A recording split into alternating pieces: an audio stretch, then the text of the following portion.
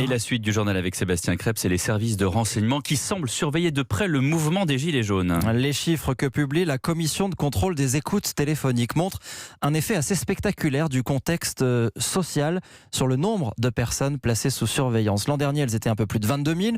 Alors il y a bien sûr les écoutes liées à la lutte contre le terrorisme, mais la catégorie qui augmente le plus, c'est bien celle qui concerne les risques de violence lors des manifestations par exemple. Alain Acco.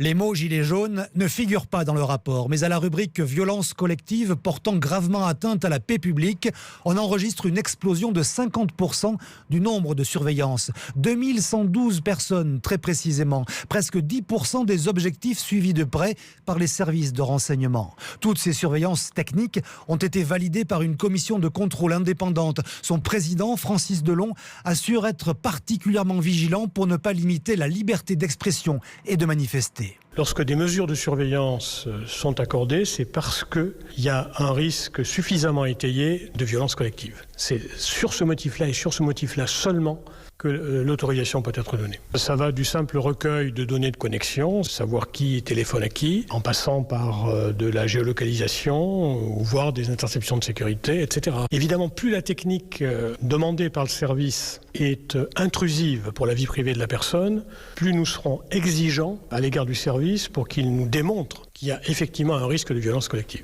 Et comme la démonstration n'est pas toujours évidente, ou la mesure de surveillance parfois disproportionnée, le taux de refus pour les violences collectives est plus important qu'en matière de terrorisme. Alain Acco, chef du service police-justice d'Europe 1.